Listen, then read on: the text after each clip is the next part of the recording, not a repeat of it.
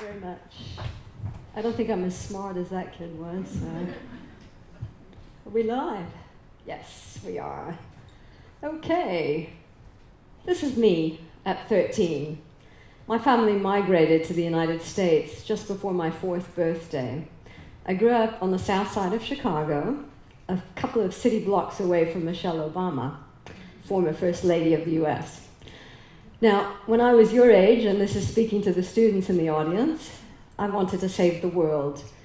I grew up in a community that was very socially aware, and I'd learned about the Cambodian situation, the genocide in Cambodia, and the fact that the Khmer Rouge had killed nearly a quarter of the country's population. I wanted to do something to help. So I organized a fundraiser in my school to support refugees who were coming to Chicago. I had an early insight and understanding of social injustice and inequality. I have an 8-year-old's memory of the shanty towns in Casablanca. My uncle was a doctor there, and when he wasn't servicing his regular clients, he provided pro bono services to the poor. He took me to the shanty towns and showed me houses made of cardboard and other salvaged materials where children my age lived. It made a huge impression on me. When I was 11, we moved to my father's country, Iran, and there further impressions of inequality and the divisions between the rich and the poor really emblazoned themselves in my mind. We lived in the south of Tehran. We didn't live in the gated communities of the rich in the north. And one cold winter night, my family and I were out walking in the street in Tehran. It was snowy. I was wrapped up in my Persian lambskin coat, all cozy and snug. And I remember looking into an alcove, a doorway into a courtyard, and there stood a stick-thin homeless man, shivering, hugging himself, just completely trying to fend off the cold of the winter. I don't think he even realized that we were watching him. He was so involved in his own suffering. I walked past. I thought I had imagined the scene, that maybe it was a vision, or a nightmare, but no, it was actually real. And I never forgot that image of pain. A further impression of this division between the rich and the poor came at the Persian New Year when we went to the south of the country, Nowruz. We visited a region of nomadic herdsmen. And as you can see in the photos, the girl children there would help their mothers collect water, wash the clothing, cook the food, and the boy children were responsible for herding the sheep, which they did by throwing rocks at them. This little lammy got hit in the head that day and knocked unconscious, and I picked him up and I held him in my arms and I carried him around all day until he regained consciousness and stood up again. And I vowed from that day forward that I wouldn't eat meat anymore, and I am still a veggie today. But what struck me most about that was that I don't think any of these kids actually had a formal education. And that was a real divisive point against the privilege that I'd had. By the time I was older, I'd seen a fair bit of the world. The impressions multiplied, and I'd seen so much of suffering and inequality that when I finished my college year abroad in India, I decided that I wanted to return and do a master's degree in development studies, perhaps with the ultimate goal of working for the United Nations or some other nonprofit. I wanted to do some good in the world. That took me to Papua New Guinea, where I was meant to spend a year and a half working on a village-based water resources project, and that's a village you see. After about 9 months, I decided it wasn't quite for me, and to my parents' absolute horror, I decided to give it away. I never finished my master's degree, and worse, I opted to stay in the remote mountains of the interior of Papua New Guinea and get a job with a local company. So I completely flouted their expectations of a higher degree, settling down, getting a job. I just did it my own way. And the company I joined had businesses throughout the country, including coffee plantations, a coffee exporting company, and a roastery. I lived on one of the plantations. You see these photos here, Bobbyufa. I was there for 11 years. I spoke the lingua franca, Melanesian Pidgin, and so I was put in charge of the management of the farm. It was 98 acres. Most of it was coffee and a little bit of citrus. I did a good job of that. And so the next thing was they put me in charge of the Roastery. And this was a chance for a new learning. Something new came into my consciousness, and most of my employees were women. I only had about 2 men working for me on that team. But out of the larger holding company, we had around about 3,000 employees throughout Papua New Guinea. And of those, I was one of only 2 women in management. So I already had a fairly developed idea or consciousness around economic inequality, but now this idea of gender inequality also came onto the radar for me. It was a recognition that women just have less access to resources, be that education, knowledge, money, or the determination over themselves, over their own bodies, even what you're going to wear tomorrow. Imagine if somebody else determined that for you. These photos, by the way, are from a trip I did to Yemen in 2007. This is an astonishing, gorgeous country. At the time when I went there, I'm quite certain that I was the first female coffee buyer who had ever been there. And as much as it was an astonishing and beautiful experience, I have to say it wasn't an easy trip. Today, I have my own coffee roastery here in Etoile, and in my own tiny way, I try to address issues. Now, if it's my choice, I'm going to go with high-quality coffee first and foremost, but if I can find that coffee that's been produced by women, then that is the direction I go. I want women to have their fair share of the pie. It's as simple as that. But what can I do as one small individual or one tiny roaster? Realistically, not a lot. So today I count myself incredibly lucky that I work at Nespresso as well as at Sweet Bean Coffee. It takes a trailblazing company and it takes size to affect change at scale. Nespresso has got the power and the resources to make the changes that I want to see. Let me give you some examples of the work that we do. In 2018, we worked with a nonprofit organization called TechnoServe, and we created the Gender Analysis Assessment Tool. This is a tool that went out into 3 different countries of origin and used data collection to measure what the status quo was in those countries.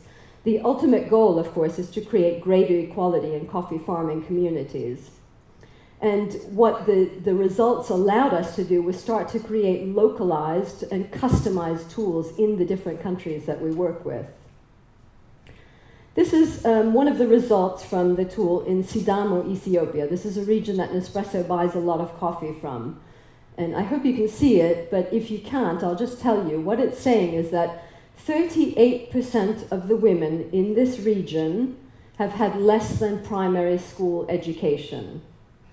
A shocking 57% of the women in this region have had no education whatsoever. That means 90% of the women here have not really had any education to speak of. That would be the same as saying out of 10 women in this audience, 9 of you are completely uneducated. These are all of the primary principal steps in coffee farming. And women in this region partake in all of those steps except one. They participate in the workload in all of those steps. What's the missing one? Dinero, getting the money, right? So they work equally, the workload is equal, but only the men get the money. The women don't. And what do these women tell us that they want? Can you teach me how to write my name? So for the kids in the audience, the next time you're in English class and you're whinging about the amount of homework you have, think about this. Somewhere in the world, there's a woman who just wants to be able to write her name. If I was educated, I wouldn't have married so early. So this is a society in which women aren't supposed to speak aloud in front of men, in which if they're married, they're meant to stand behind their father-in-law as a mark of respect, in which girl children aren't really supposed to be out playing. They're meant to be at home learning the business of running a household. My own grandmother in Iran was betrothed as a child. Later on, she told my mother, I just wanted to be out in the street playing ball, but she couldn't because she already had her own first child to look after. So how do you change this sort of inequality? I think of it like a boulder that you plonk down in a stream, you put in a stream, and it creates a diversion in the flow of water. It changes things. It's a different direction. And that's the change in direction that Nespresso is doing with its work. So in communities, we're helping people understand that it's for the better of all, women and men. If women are allowed equal access to development, if women are allowed equal access to resources, the entire community will benefit from that. Now, a company like Nespresso has got the size and the power to effect this sort of change that I want to see. And this is one of the tools that we use. This is one of those boulders in the stream that changes direction. It's an exercise in which people line up all in a row. So it's women, men, young, old, farmers, agronomists, everybody lines up side by side. And the facilitator reads out a list of questions, perhaps 20 questions or so. And as they answer, if the participant answers yes, he steps forward, or she steps forward. If the answer is no, they step back. And what you end up with at the end of the presentation, at the end of the facilitation, is like a chessboard grid with people standing in all different places. And it's a very visceral illustration of the inequality, because inevitably the women are standing at the back and the men are standing forward. So that's in coffee-producing countries, but I thought we could try and quickly reproduce that here. So if you would, everybody stand up and do this with me, please. I'm going to ask you 3 questions. If you answer yes to a question, please sit down. If you answer no, stay standing. So, my first question, are you or have you ever been afraid of being harassed walking on the street at night? If the answer is yes, please sit down. Whoops. Second question, have you ever given someone a phone number rather than risking being harassed for not giving them your phone number? Yes or no? The last one is more for the adults in the room and not the students. Have you ever been asked by a colleague or an employer if you plan on getting pregnant? Okay, that one's... He did. So this, again, look at how many of us are sitting down. This is here in Switzerland. This is an illustration of how disadvantaged we actually can be or are. And think about what that's like in Coffee Origins. For the students who have organized tonight's event, how would it feel if only half of you had organized?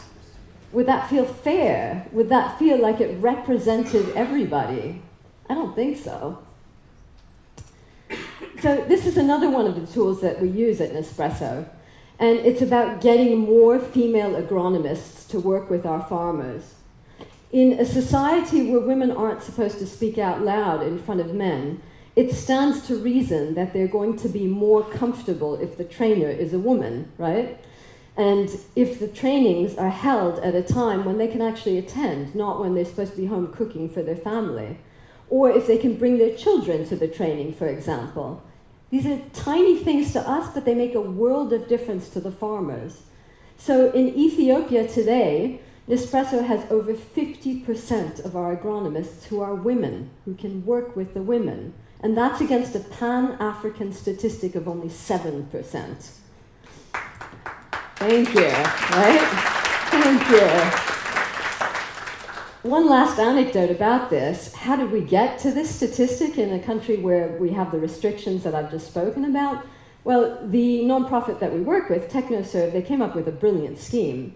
So they had put out an advertisement calling for applicants for the job of agronomy trainer. And they weren't getting the women that we wanted to apply. And then it dawned on them it was because the women were intimidated that they weren't applying. So they changed the tactic completely, and they put out an advertisement for a free week-long agronomy training course, and that it would be open to women and men alike. Over the course of the week then, the team observed who were the best performers of all of the participants, and as often as not, it was actually young women. And that allowed them to hire the women on the spot, give them those jobs with Nespresso. And that raised our statistic up to over 50%. It's so simple, but it's so brilliant as a way to even the playing field and allow women into the game. Amazing tool. So, why, and now I'm addressing the students, why have I been telling you all of this today? Because I firmly believe that the future is in your hands. If you pair your beliefs with what you love, that is. It might be in AI, it might be in technology, but maybe not. All I've ever done in my life is follow my belief, my conviction that inequality is wrong, and I followed my love of coffee. And I would wish the same for the students at this school. So thank you for listening to me.